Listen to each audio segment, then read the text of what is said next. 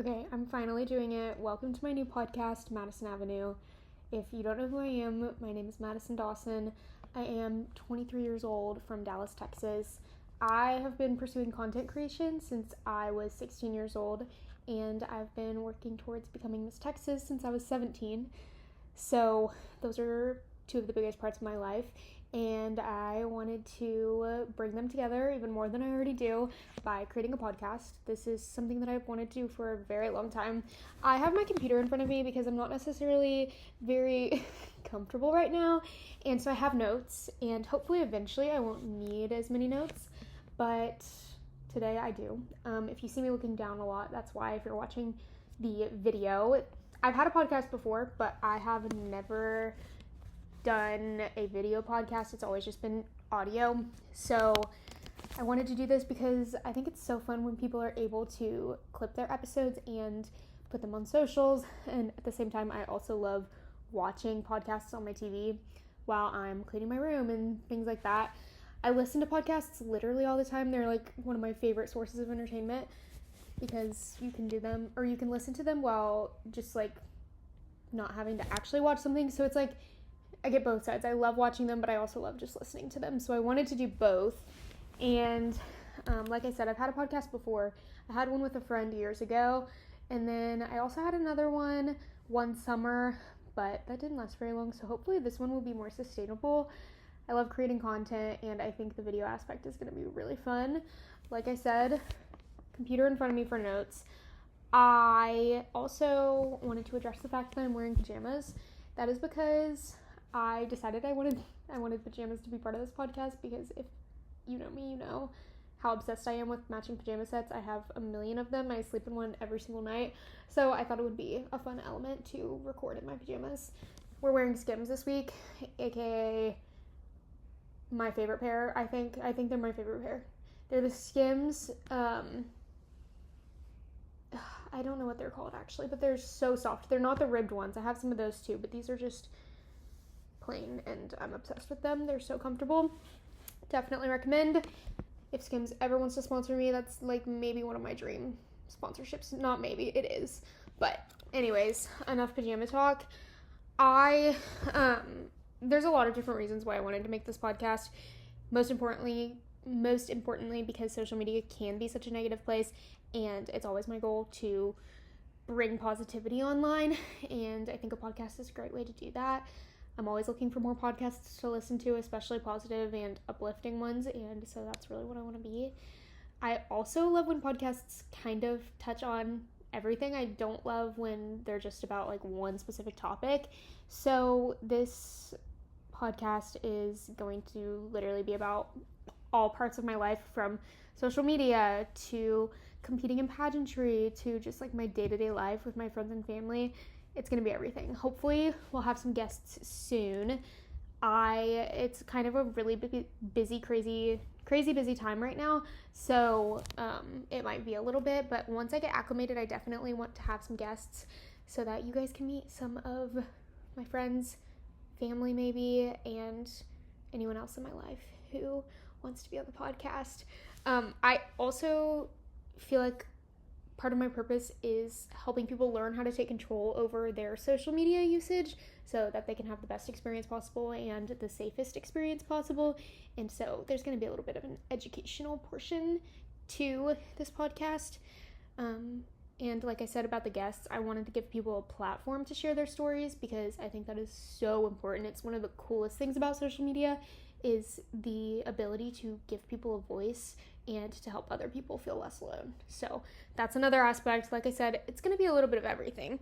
A big quote that I always live by is that your story can change someone else's, because by hearing someone else's story, if you can relate to them, you'll feel less alone. And I think that's just huge. So let me know if there are any guests that you would like to see on here, or if you are someone who would like to be a guest. I probably mentioned this earlier, but a podcast like this is definitely out of my comfort zone. I've been filming content since I was 16, but something about being able to edit your video has kind of changed the way I communicate in a way that I don't necessarily love. Like, I do this thing where I talk like I'm able to edit sometimes, and that's not always a possibility, or it's never a possibility in real life. And when, podcasts can be edited, but they're more about just talking for 30 minutes, an hour, and having a conversation that is authentic and real. So I'm trying not to edit this. Now, there might be I think my camera actually will cut off at 10 minutes, so every 10 minutes there might be a cut. I also think the camera is having trouble focusing right now. Anyways, I do believe it cuts off at 10 minutes, so you will see some cuts there, but for the most part, I'm going to try to not edit. I will have to edit to the point, or in the fashion where I'm using this little microphone that I got, and it's very low budget, so it doesn't connect to my camera, it only connects to my computer, so I'll have to line the audio up. But other than that, I'm going to try not to edit this, and I really think that it's going to be something to help me speak more fluidly, and a learning and growth experience for me, because you can only grow when you're uncomfortable and facing fears. That's another quote that I live by. This is something that I want to be very comfortable for me, and the only way for that to happen is by simply doing it. I've wanted to do it for a long time, like the last few years, but like I've been really serious about it for the last probably 6 months. I bought this microphone 6 months ago, and I've waited till this very moment to record the first episode. So I've definitely been a little bit nervous, but just have to do it. I speak in front of a camera all the time, but like I said, I'm used to being able to make a bunch of cuts. For example, I probably would have cut what I just said out, to make my speech flow well, but I'm just not going to do that here. My brain is kind of trained to like go back and re-say things if I mess up, and it's something that I've become a little bit insecure about, so we're going to overcome that.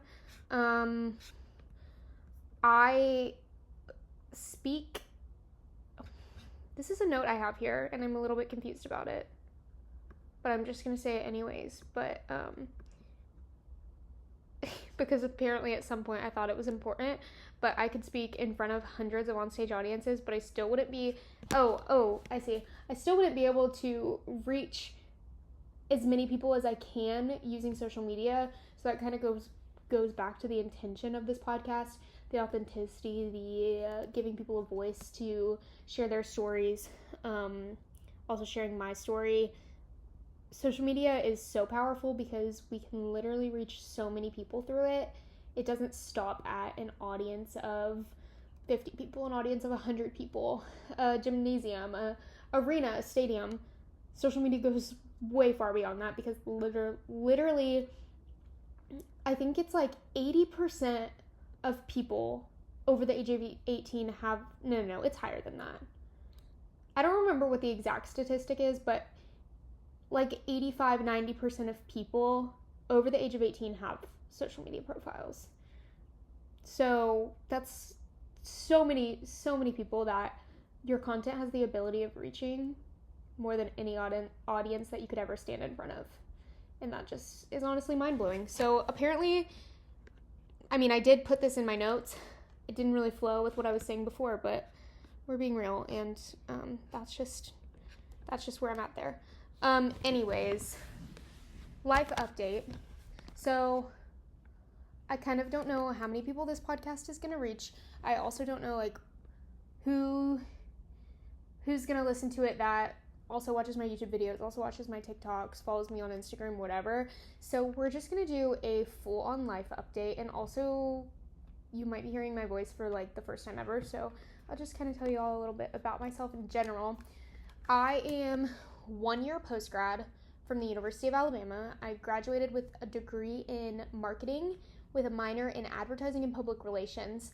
I have since started a job as a social media coordinator for a luxury Western company, and it's been so cool to be in the real world, to be an adult, and to have those real world experiences, because I've just, like anyone else, been a student my whole life, and I feel like you learn so much more when you exit into adulthood into adulthood and life just kind of becomes more real.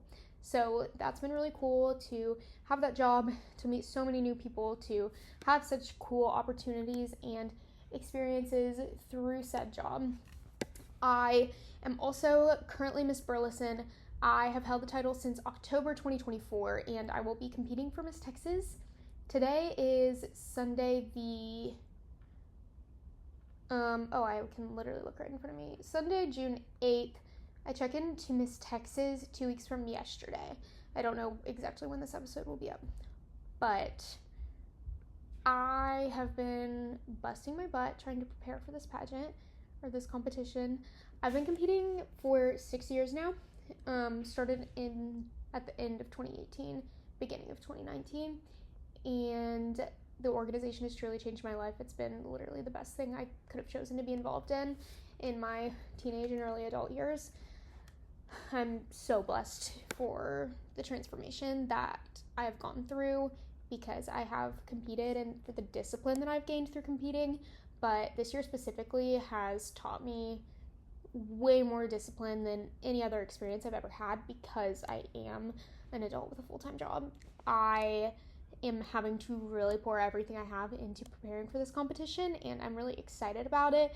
I'm a little bit nervous just because I've been so busy and I've done as much preparation as I can, but we still have the most intense 2 weeks left, and I just want to make sure that I do everything I can to show up as my best possible self during pageant week. So that's in 2 weeks. I've literally been driving to work every day, working until 5 o'clock, driving home in Dallas traffic, which if you know, you know. After that, I come home, I usually change and go to Pilates. And then when I come home from that, I am typically walking to try to get all of my steps in. Working a desk job is not for the weak because you literally sit there all day long, and I never really comprehended that until I was doing it. And I come home and I have 1,000 steps, and that's problematic because I feel so much better when I get my steps in and move in general. So I have been trying to do that every night, eating super clean, also preparing for the interview portion of competition, working on social media and branding, paperwork for Miss Texas. That's all finally turned in, which is great because it truly does take up so much of the time in the April, May time frame. But now that it's June, all of that is turned in, and I'm so grateful that that all worked out exactly how it was supposed to. I have talent to prep for, I have modeling to prep for, and also just, like I said, really focusing on my interview because that's arguably the most important part of the competition. So we're doing all of the things and still trying to sleep a good amount each night so that I can be well rested and recovered for the next day. So my life is a little bit crazy right now, but I wouldn't have it any other way. It's going to be very rewarding. It's already been so rewarding. I am very, very excited for the competition week. Like I said, started competing when I was 17. I did 1 year in teen, and then I went straight into Miss after I finished my first year as a teen. And back then, if you were a senior in high school, you were a Miss. So I was 18 competing as a Miss, but then it was COVID, so we held those titles for 2 years. So I competed at Miss Texas for the first time in 2021, Miss Texas Teen 2019.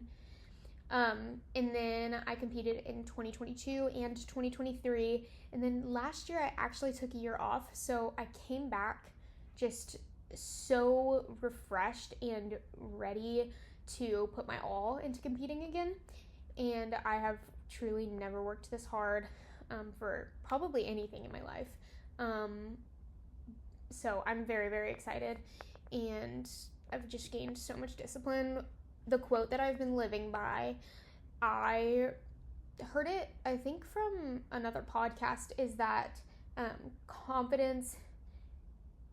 Wait. I literally have it set on a reminder as my phone, and I just got nervous. Confidence is making promises to yourself and keeping them. So that's something that I've just been living by. It's a reminder that I set on my phone every day. And I'm just keeping those promises to myself so that I can ultimately become the best version of myself. So Miss Texas Prep is the bulk of my life right now. Work is also kind of crazy. We're kind of just in a really busy season of events and things. We just wrapped up a good amount of events though, so I think that it's gonna get a little bit less crazy, but it's such a cool job, and I'm really blessed to have it. It's very surreal to think back to college me, who had no idea what I would be doing post-grad, versus now working 9 to 5 and being a real adult. I've said that quite a few times in this episode, the whole being a real adult line, but it's true. It's really a crazy feeling, and anyone who has recently graduated college has definitely experienced a similar feeling. So I also still live at home. I don't think I said that. I made the decision to move back in with my parents post-grad to save money and also just spend time with my family, because I live in Texas, but went to the University of Alabama, which is 600 miles away. So although I did get to come home a decent amount, I was very far away for all of my college years. So it's just nice to be able to be at home, saving so much money, because living in Dallas is also very expensive. Plus, I live in the suburbs. I grew up in the suburbs, and I'm obsessed with the suburbs. I love how, like, clean and put together it is. That's the best way I can describe it. Like, cookie cutter suburban life is incredible. I love driving 2 minutes to Target, and I love having every store and restaurant, like, literally right in front of my face. It's perfect. DFW suburbs for the win. But it would be nice to not have to commute super far to work every day, because that does take a lot out of me.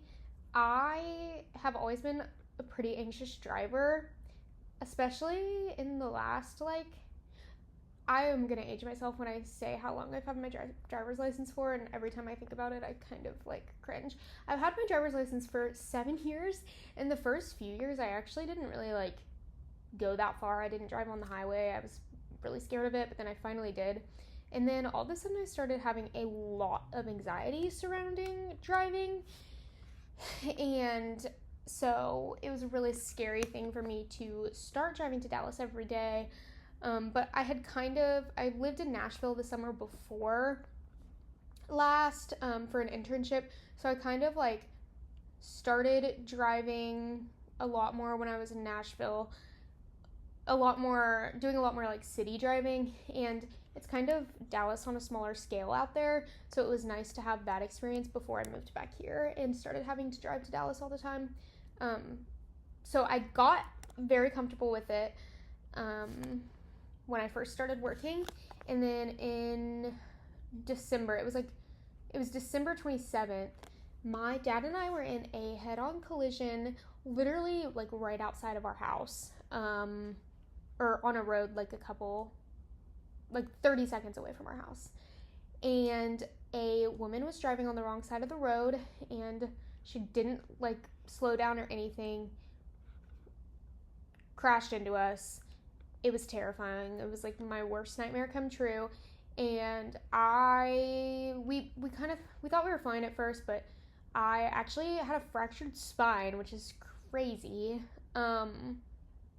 Had to do a lot of physical therapy and stuff for that. Went to tons of doctor's appointments, and I still have back pain. It's been 6 months, which is crazy, but that really kind of threw me for a loop and brought my driving anxiety back when I had kind of just gotten over it. So I'm working through that. I've gotten a lot better already, and honestly, the highway isn't even what scares me anymore, because that crash happened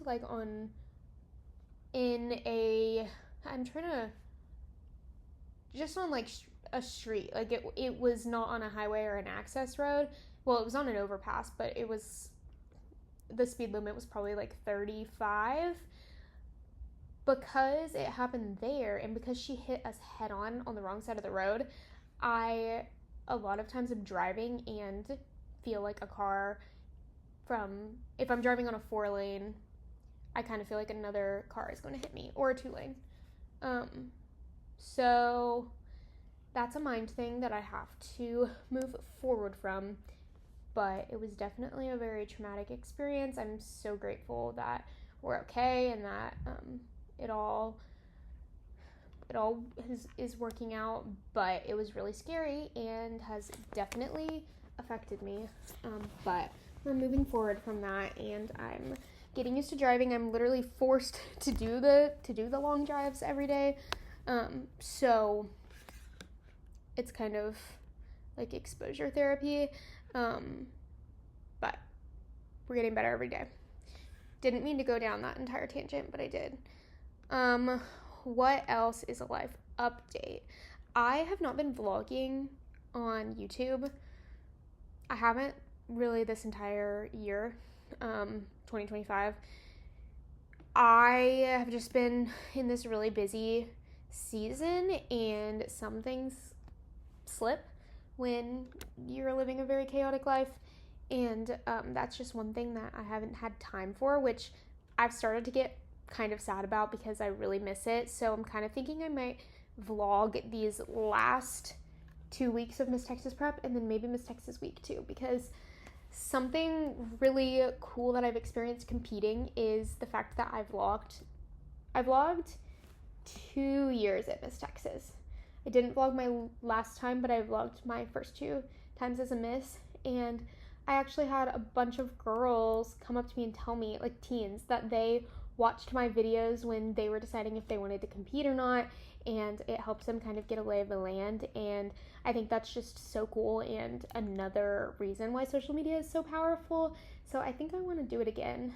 I have to get in the right headspace, because the reason I didn't vlog last time was because I was trying to just stay super focused, and that's obviously like still something this year. Like I want to be very focused, but I don't think that it is something that holds me back from focusing, because it's just my passion and it's something I love, and I think that it will actually enhance my experience. So thinking about vlogging the week, we'll see. I'm really, really excited about it. I have one of my really, really great friends is my roommate, and I have a lot of other friends that I'm excited to spend the week with.